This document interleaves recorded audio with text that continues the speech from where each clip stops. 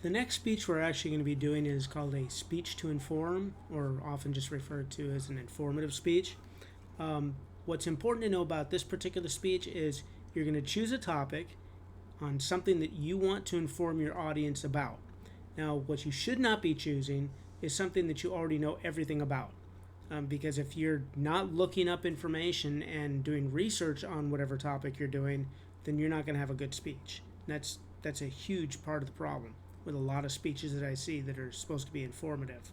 So, um, the three main things we need to focus on right now, and this is kind of you have to kind of put it all together like almost immediately because we don't have a whole lot of time to play around with this. Usually, we would spend about you know a third of the semester actually working on this particular part of the project, and because we don't have that kind of time, I'm going to keep it short and suffice. So, first thing you need to be able to do is, um, like I said, find a topic, find something that you're interested in talking about.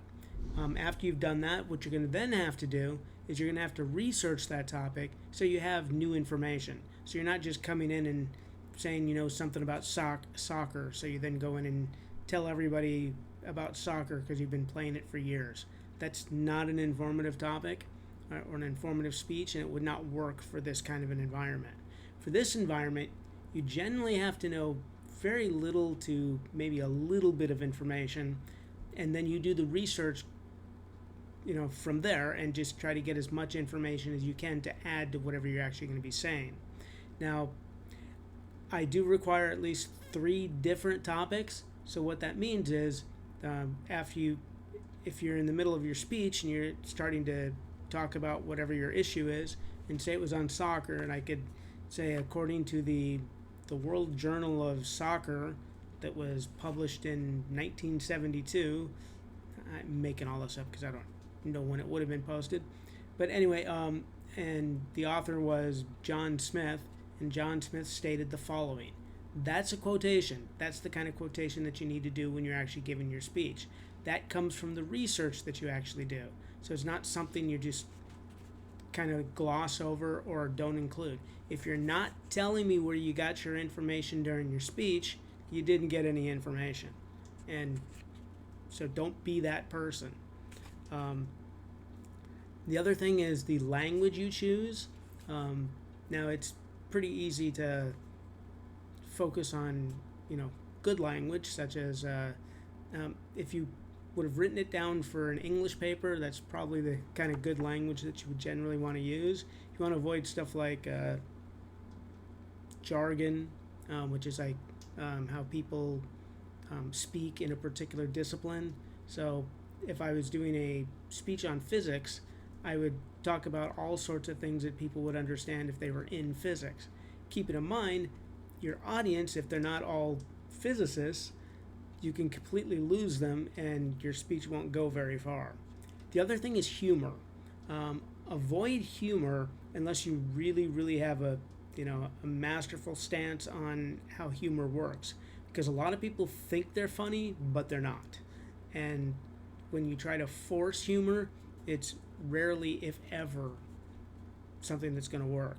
Avoid cliches. We shouldn't be using those in normal conversations anyway, but people have a tendency to use cliches because they think it makes their job easier. Well, it doesn't. It makes it more difficult because quite often those cliches don't make sense to a lot of people who are actually hearing it. And one of the other things that's really, really important is what I call credibility. Whatever topic that you're discussing, whatever speech that you're actually doing it about, you need to be the one who has the information to share to the audience. If you just try to gloss over that and not actually have that information that you need, you're going to find that your speech is not going to do very, very well. Now let's talk about some of the parameters for the informative speech. Think of it as like the special occasion speech, except it's much more specific. And so in this speech, what you're going to be doing is you're going to be focusing on a speech that takes 4 to 6 minutes. So it has to be within that frame. So don't make it a 7-minute speech. Don't make it a 2-minute speech. So 4 to 6 minutes, and that's what's really important for the speech you're going to be doing.